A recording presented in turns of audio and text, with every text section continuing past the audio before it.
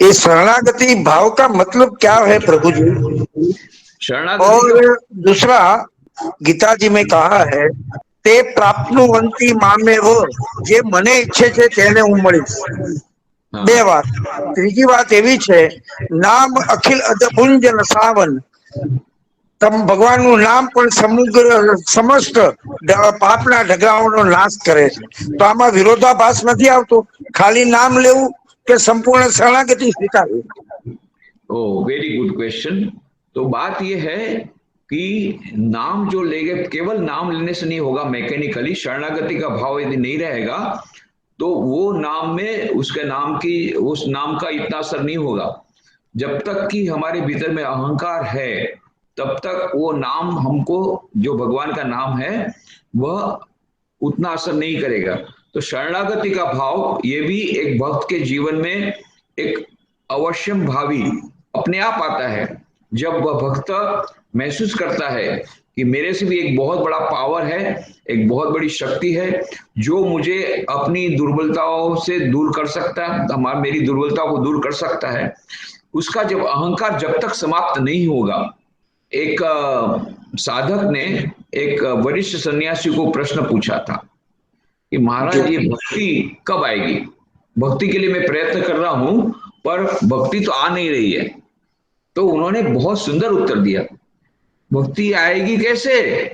भीतर में अहंकार तुम्हारा इतना भरा हुआ है, भक्ति को आने की जगह कहाँ रखी है तुमने?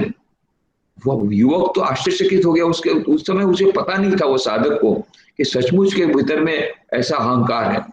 तब उसने आत्मनिरीक्षण किया, बात तो सच है. क्यों भक्ति नहीं आ रही है? क्योंकि उसका जो अहंकार है वह भीतर में पूरा पड़ा हुआ है. तो जब तक हमारे भीतर में अहंकार है तब तक सच्ची भक्ति नहीं आएगी और सच्ची शरणागति नहीं आएगी. और सच्ची भक्ति के बिना यदि हम भगवान का नाम लेते हैं तो उसकी उतनी असर नहीं होगी.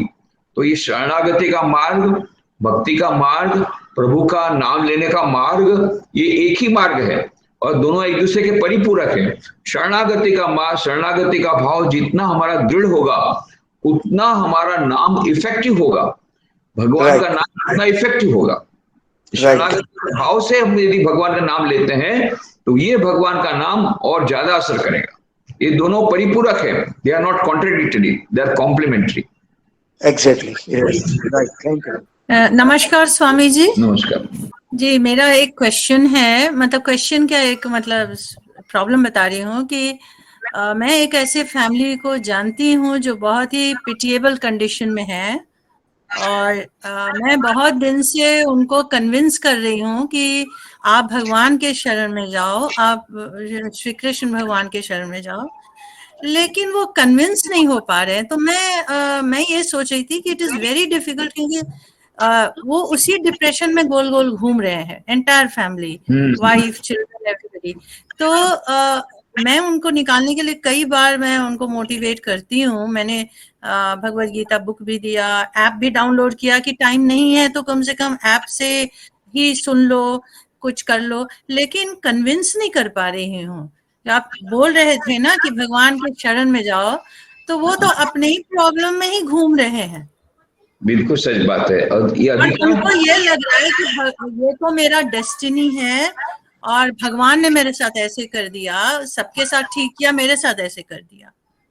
तो एक वो नास्तिकता भी आ गई है कि नहीं कुछ नहीं होने वाला है इससे. बिल्कुल सच बात है. अधिकांश लोगों की यही बात है. आप जो बोल रहे हैं वो एक फैमिली नहीं है, ऐसी अधिकांश फैमिलियां यही है जो अपने अहंकार के कारण यही मानती है कि भगवान नाम की पहली तो वस्तु है नहीं. यदि सचमुच में कोई भगवान नाम की वस्तु है या भगवान नाम का कोई है तो अत्यंत दुष्ट आदमी है. एक बहुत दुष्ट है, निर्दयी है, उसमें दया नाम की कोई वस्तु नहीं है. एक निर्दय, उसके पास हार्ट नाम की वस्तु नहीं है. और दूसरा बात है, वो उसका कान में प्रॉब्लम है, उसको ENT स्पेशलिस्ट के पास भेजना पड़ेगा. वह इतनी प्रार्थना करने के बाद सुनता नहीं है. तो एक तो बहरा है, उसका पास हार्ट भी नहीं, हार्टलेस है, क्रूर है, निर्दयी है और साथ साथ में वो यूजलेस है. तो ऐसे भगवान के शरण में जाके क्या फायदा? ये उन लोग का एटीट्यूड है.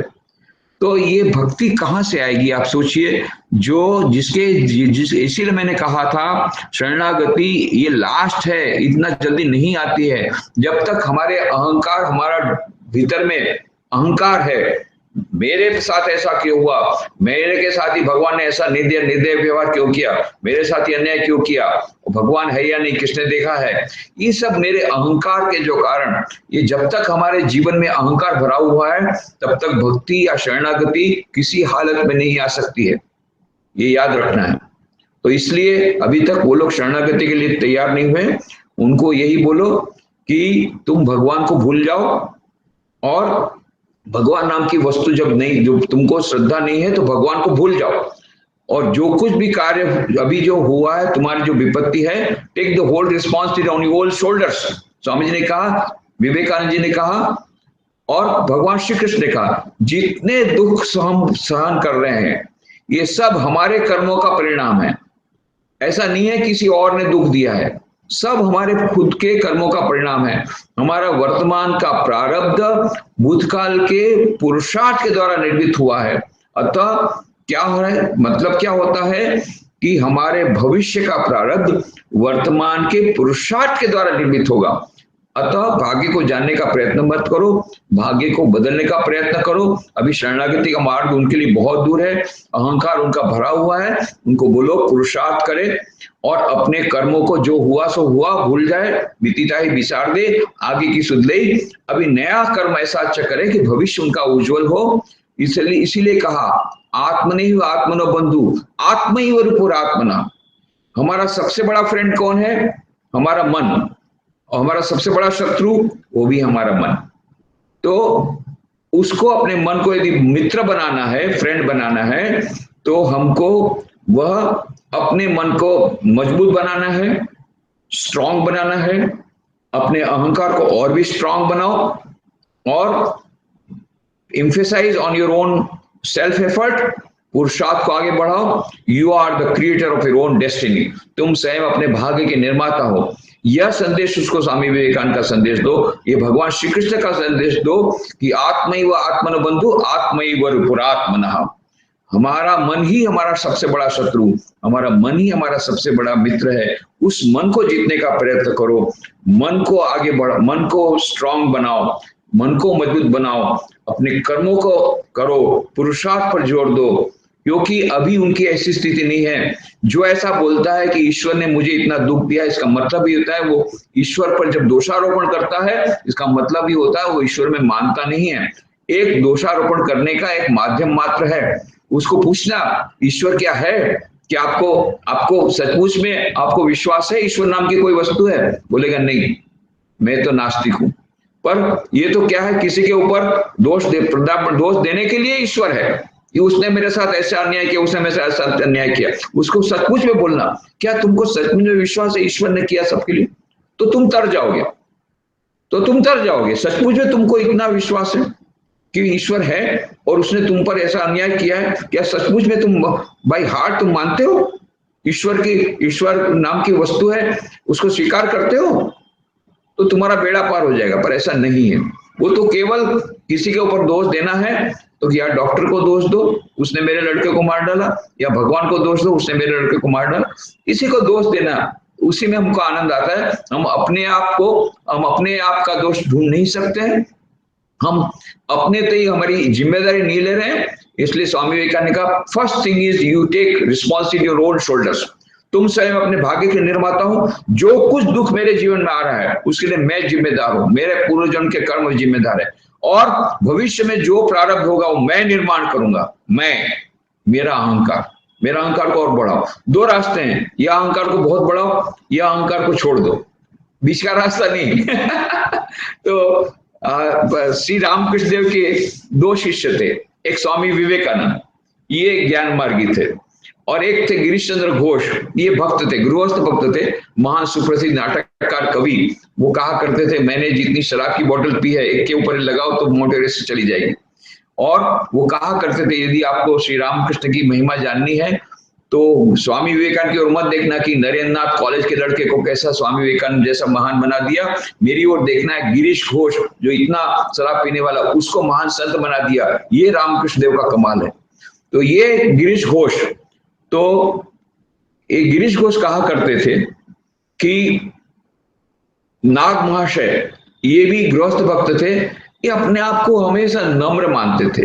प्रभु शरणागति का उच्चतम उदाहरण भगवान श्री रामकृष्ण के जो नाग महाशय हैं, उनके शिष्य एकदम हमेशा अपने ऐसे ऐसे हाथ जोड़ के रहते थे, ना हम तू, हमेशा अपने आप बोलते मैं कुछ नहीं हुए प्रभु, तुम ही सब हो।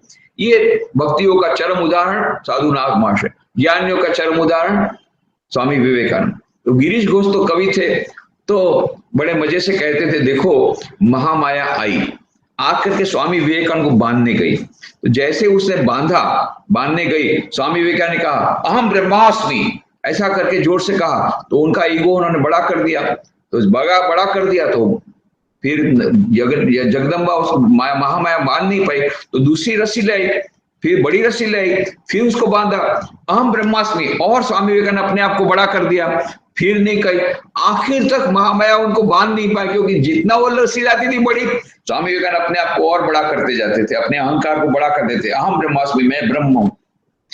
फिर जब परेशान हो गई, नहीं कर सकी, आई साधु नाग महाशय के पास।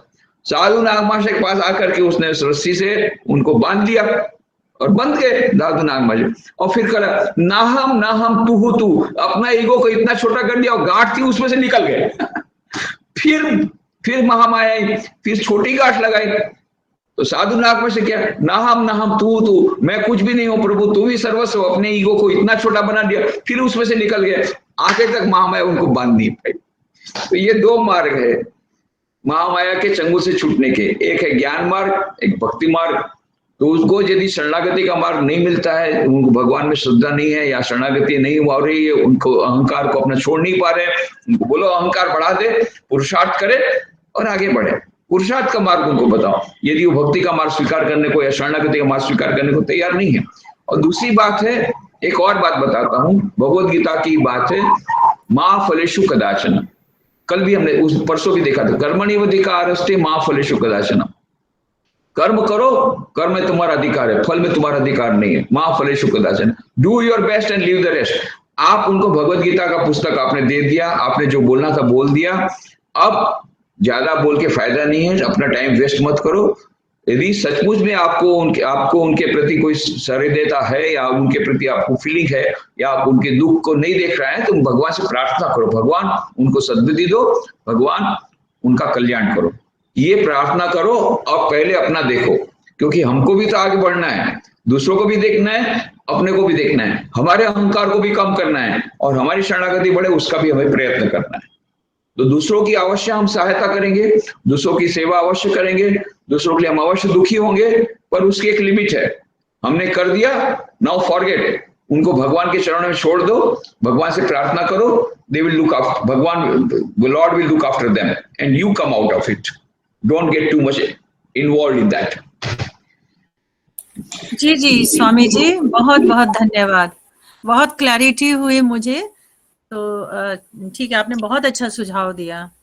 स्वामी जी, मेरा एक प्रश्न है कि जो आपने बताया कि जिनका जन्म हुआ है उसका मृत्यु भी नक्की है, और जितने ही जो मृत्यु पामता है उनका जन्म भी होता है, तो क्या सारी आत्माओं का जन्म होता है, या अगर नहीं होता तो क्या वो मोक्ष प्राप्त करती है? हाँ, बिल्कुल सच बात है। तो भगवत गीता में ये बात कही गई है कि जातस्य ध्रुव मृत्यु ध्रुवम जन्म मृत्यस्य च तस्माद अपरिहार्यते न त्वं शोचितुमर्हसि। तो साधारण जितने लोग साधारण हैं उनके बारे में ये कहा गया कि जो भी मरते हैं उनका जन्म निश्चित होता है और जो भी जन्मते हैं उनकी मृत्यु निश्चित होती है। ये तो हम लोग भी देखते हैं। आज तक किसी आपने ऐसी व्यक्ति को देखा जिसका जन्म हुआ पर मृत्यु नहीं हुई? अब दूसरी बात आपने जो बोली, मृत्यु के बाद जन्म होता है, इसका कोई प्रमाण है? तो इसके बारे में बहुत सारी किताबें निकली है।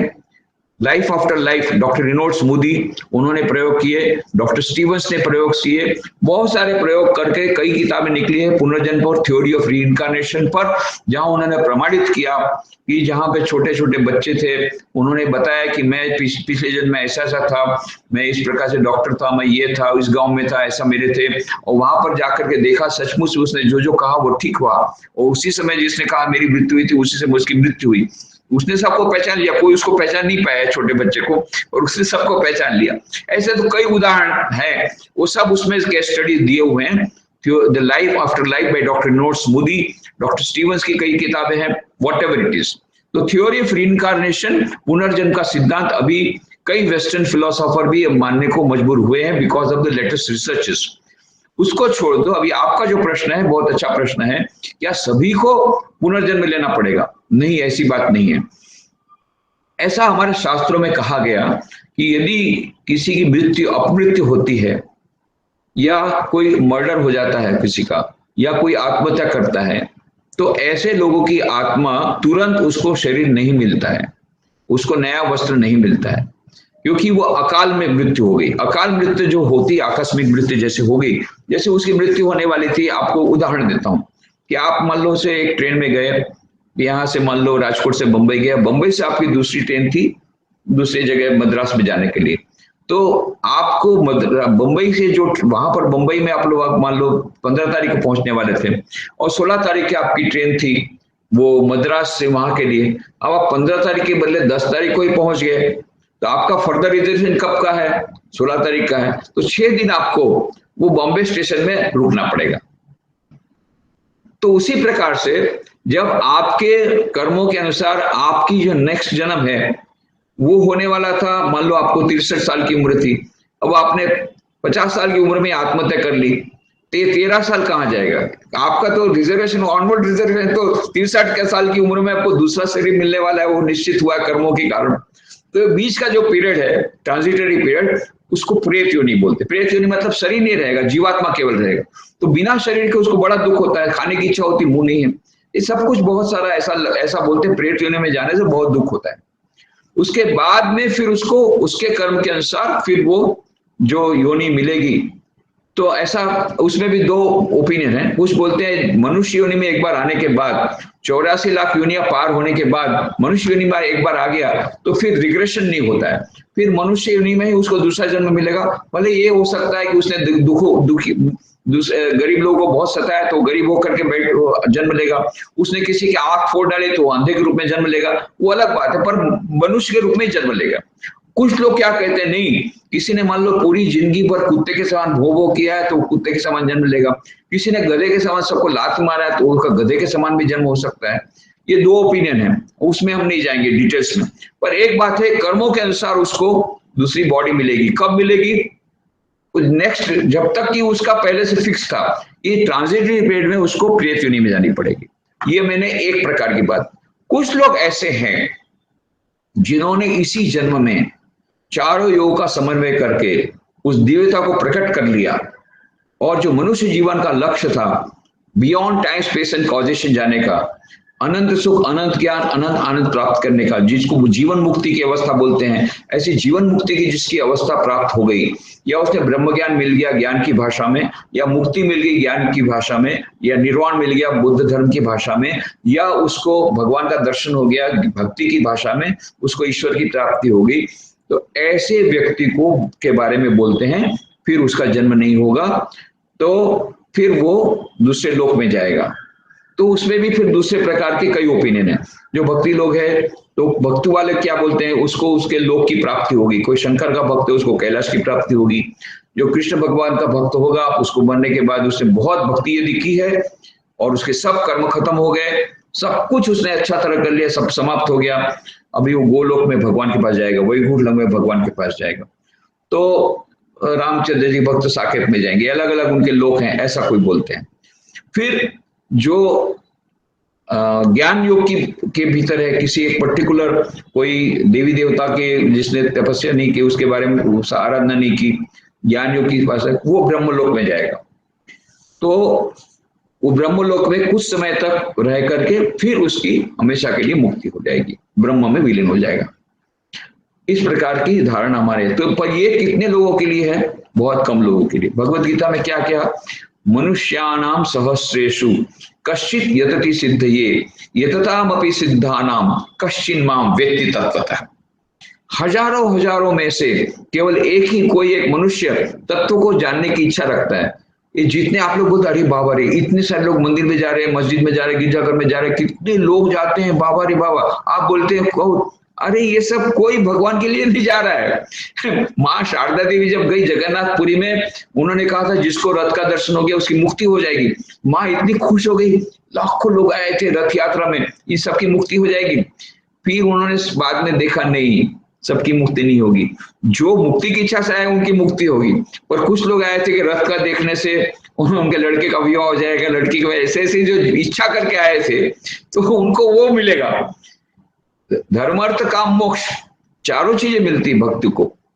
मोक्ष की प्राप्ति, मोक्ष चाहने वाले लोग कितने हैं, ईश्वर के दर्शन चाहने वाले लोग कितने हैं? तो मुख्यतः हम सोचते हैं इतने लोग धर्म का पालन करने, धर्म का पालन नहीं कर रहे हैं। धर्म उनके लिए लेन देन की भावना है। हे हनुमान जी, मैं 1 रुपए का तुमको नारियल चढ़ाऊंगा, तुम मुझे 1 लाख की लॉटरी लगा दो। मतलब हनुमान जी को 99,999 रुपए से उनको ये धोखा देना, यही है हमारा धर्म अभी। कि मुझे तुम इतना दो, मेरे हस्बैंड को यदि नौकरी दिला दोगे तो मैं तुमको ये 1 रुपए का नारियल चढ़ा दूंगी। ये सब जो है, ये हमारा जो धर्म है वो बाह्य आडंबर है मात्र। पर सचमुच में कितने लोग हैं? भगवत गीता के अनुसार मनुष्याणाम सहस्रेषु कश्चित यतति सिद्धे, ईश्वर की प्राप्ति के लिए सिद्धि जो साधना करने वाले हजारों में एक ही होता। ऐसे हजारों में एक साधना करने वाले हजारों में से कोई एक उस प्राप्त करता है, तो वो एक ही को प्राप्त करता है। ये है इसलिए सभी लोगों को, अधिकांश लोगों को नया जन्म मिलेगा, नया कपड़ा मिलेगा। कुछ लोगों को, वो जिन्होंने बहुत खराब कर्म किए हैं, वो या आकस्मिक मृत्यु हुई, आत्महत्या हुई, तो उनको प्रेत नहीं मिलेगी कुछ समय के लिए, फिर बाद में पुनर्जन्म मिलेगा कर्म का। और कुछ लोग ये फ्री हो जाएंगे हमेशा के लिए। तो स्वामी श्री रामकृष्ण का उदाहरण देते थे, 4 प्रकार के मनुष्य होते हैं, बद्ध जीव और मुमुक्षु जीव और मुक्त जीव और नित्य मुक्त जीव। तो कैसे? तो किसी ने, मछली वाले ने अपनी जाल बिछाई, तो कुछ मछलियां क्या करती है, वो उसमें बंध जाती है, वो बंध जाती है और ऐसा सोचती है कि हम बड़े मजे में हैं, क्योंकि उसको चारा रहता है, चारा खाती। उसको मालूम नहीं कि थोड़ी देर बाद मैं उनका भोजन बनूंगी, वो मछली काट करके लोग खा जाएंगे, और वो उसको ये मालूम नहीं है। वो ये बद्ध जीव, वो सोचता है बड़े मजे में है, मेरे पास मकान भी है, खाने को भी है, अभी क्या भगवान की क्या बातें करे यार, क्या आध्यात्मिकता की सब लगाया, ढोंग ढाल लगाया, मजा करो, खाओ पियो, मजा करो। ये है बद्ध जीव। दूसरे लोग जान गए हैं कि भाई ये टेम्परेरी है, कभी भी मृत्यु आएगी, तो मृत्यु के बाद जहां जाना है उसकी तैयारी अभी से कर लेनी। कोई भी नई चीज जाते हैं तो पैकिंग करते हैं हम लोग, कुछ सामान ले जाते हैं, खाने का भी ले जाते हैं, तो कुछ तो पैकिंग किया नहीं, तो तैयारी करो, मरने की तैयारी करो अभी से। तो मुमुक्षु जीव है, वो मृत्यु को जीतने का प्रयत्न करते हैं, मुक्ति प्राप्त करने का तैयार चाहते हैं, ईश्वर का दर्शन करने के लिए प्रयत्न करते हैं, साधना कर रहे हैं, ये साधक लोग हैं, ये मुमुक्षु जीव। पर वो अधिकांश में से, उसमें से 1-2 ही जो है वो जो नेट में से निकल आते हैं, वो जो प्रयत्न कर रहे हैं छूटने का, 1-2 निकल जाती मछलियां, ये है मुक्त जीव। और कुछ मछलियां ऐसी है, वो इतनी बुद्धिमान होती, नेट में आती नहीं, अरे बिल्कुल नेट से दूर रहती, ये है नित्य मुक्त जीव। तो 4 प्रकार के जीव हैं। तो अभी अधिकांश लोग जो है ना, पॉपुलेशन हमारी आधुनिक मानो, ये है बद्ध जीव। वो बोलते हैं हम बड़े मजे में, हमको स्पिरिचुअलिटी से कोई लेना देना नहीं भाई, हमको आध्यात्मिक से लेना देना नहीं, खाओ पियो मजा करो, बस अपना थोड़ा पैकेज बढ़ाओ, पैसा कर इनकम करो, यही जीवन का उद्देश्य है, खाओ पियो मजा करो, और क्या ये सब लगाया पूरा।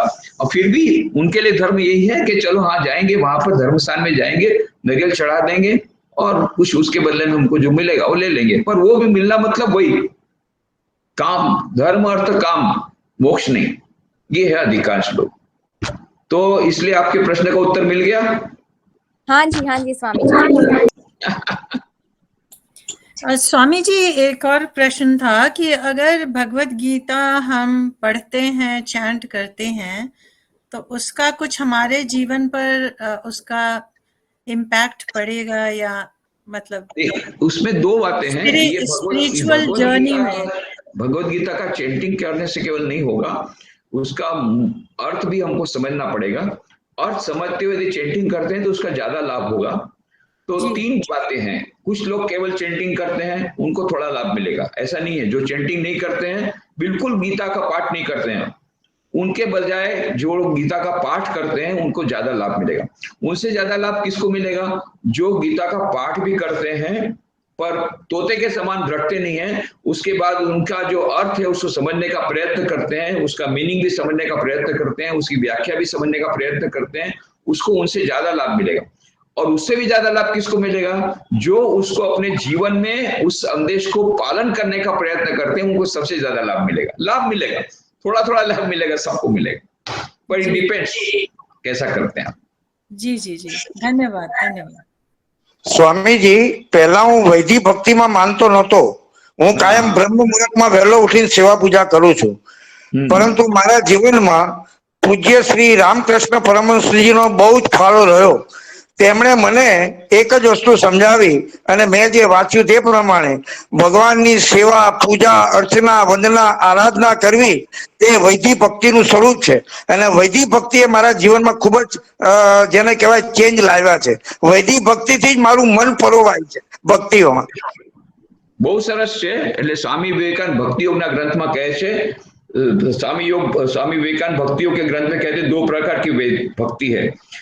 एक वैदिक भक्ति है, दूसरी पराभक्ति। वैदिक भक्ति या अपराभक्ति, दूसरी है पराभक्ति। पराभक्ति हमारे लिए बहुत दूर की बात है, उस स्थिति तक हम नहीं पहुंचे हैं, तो तब तक के लिए हमको वैदिक भक्ति का सहारा लेना पड़ेगा। वैदिक भक्ति का सहारा लेकर के वैदिक भक्ति का पालन करते करते एक ऐसी स्थिति आएगी जब वैदिक भक्ति की आवश्यकता नहीं रहेगी। जैसे श्री रामकृष्ण के जीवन में उन्होंने माँ काली का दर्शन किया, माँ काली की पूजा की, फिर उसके बाद में एक ऐसी स्थिति आ गई कि माँ का नाम लेने के साथ ही साथ उनको समाधि की अवस्था हो जाती थी। माँ को पुष्प भी नहीं चढ़ा सकते थे, कुछ नहीं चढ़ा सकते थे, वो ऐसी स्थिति आ गई थी। पर पहले उन्होंने वैदिक भक्ति का सहारा लिया, फिर उसमें से वे पराभक्ति की ओर गए, जब भगवान का नाम सुनने के साथ ही साथ उनको समाधि हो जाती थी। तो हमको हमारा सब लोगों का उद्देश्य रहेगा पराभक्ति, और उसके सहारा हमको लेना पड़ेगा शुरू में वैदिक भक्ति का। वैदिक भक्ति का, राइट। उससे बहुत फर्क पड़ता है, वैदिक भक्ति से बहुत मन लग जाता है।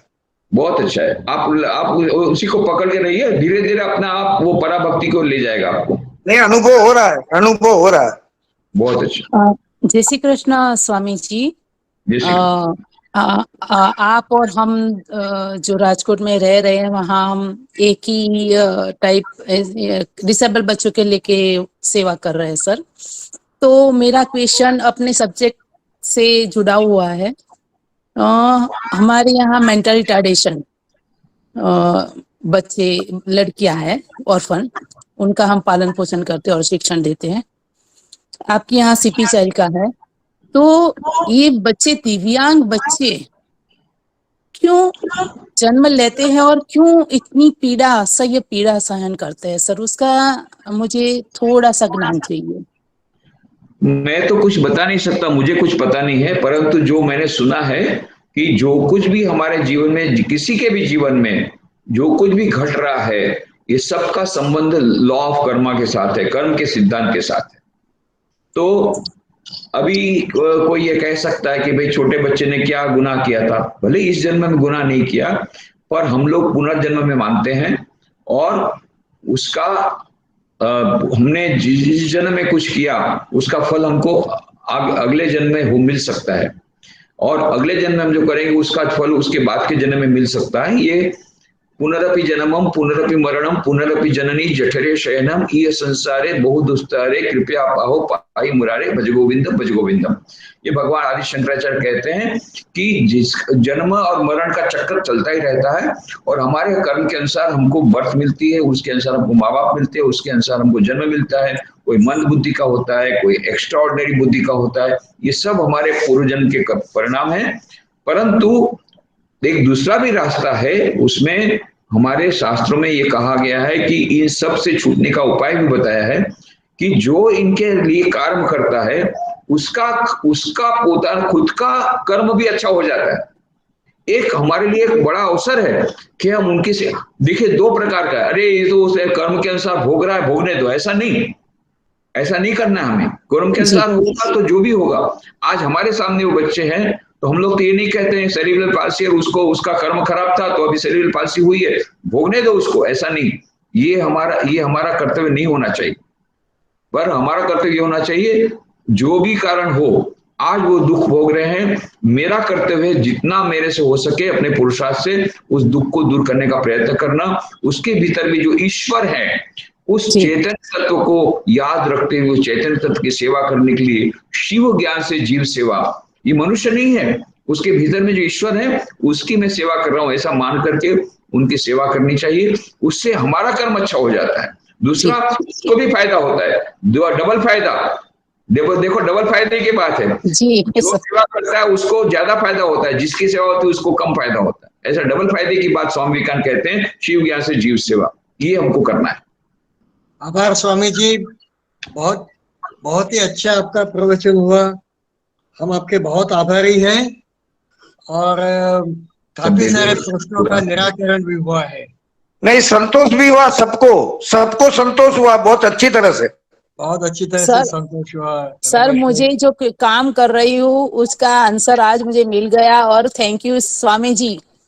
बहुत बहुत धन्यवाद। आप काम आगे बढ़ाते रहिए, और जो लोग राजकोट में रहते हैं तो मुझे मिल सकते हैं, और जो अहमदाबाद में रहते हैं हमारे सेंटर में जा सकते हैं, हमारे गुजरात में कई सेंटर है वहां आप लोग जा सकते हैं, पूरे देश में हमारे कई सेंटर है, रामकृष्ण मिशन सेंटर में आप जाइए और भी आपको गाइडेंस मिलेगा।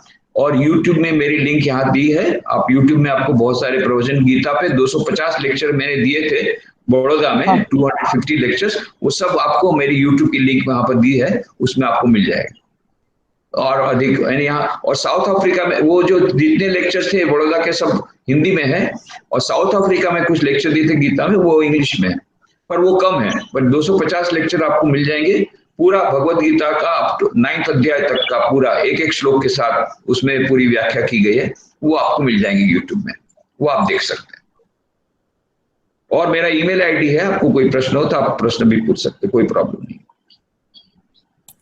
स्वामी जी वो YouTube का चैनल वो कहीं हमारे ग्रुप में अगर आ जाएगा तो। हाँ, मैसेज में दे दिया है, ये मैसेज में दे दिया है आपको, ये मैसेज आप देख लीजिए, वहीं पर आपके कंप्यूटर में आप देखिए, आपके मोबाइल में देखिए, पूरी सब चैनल, पूरी सब लिंक दी है, मेरी वेबसाइट की लिंक, ईमेल की लिंक और YouTube की लिंक, सब कुछ दिया हुआ है। मिल गया जी? मिल गया, आ गया है जी मिल गया। ठीक है, बस तो ठीक है, उसमें से आपको सब मिल जाएगा, फिर आपको ईमेल में आप प्रश्न पूछ सकते हैं। जी स्वामी जी। तो आप लोग सभी लोग जो GTU में ये कोर्स कर रहे हैं गीता के लिए, सबको मैं शुभकामना प्रदान करता हूँ। एक बहुत बड़ा काम है भगवत गीता का। ठीक है, कोर्स में सर्टिफिकेट तो मिलेगा, उससे ज्यादा महत्व का है गीता का संदेश जान करके उसको अपनी गीता अपने जीवन में ला करके अपने जीवन में आगे बढ़ना आध्यात्मिक रूप में, ये ज्यादा महत्व का है। बहुत अच्छा है, सबको बहुत बहुत शुभकामनाएं, सब लोगों को मिलकर अच्छा आनंद हुआ। धन्यवाद। हरि ओम।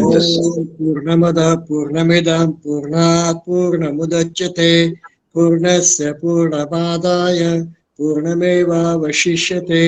ओम शांति शांति शांति। हरि ओम। श्री गुरुभ्यो नमः। हरि ओम।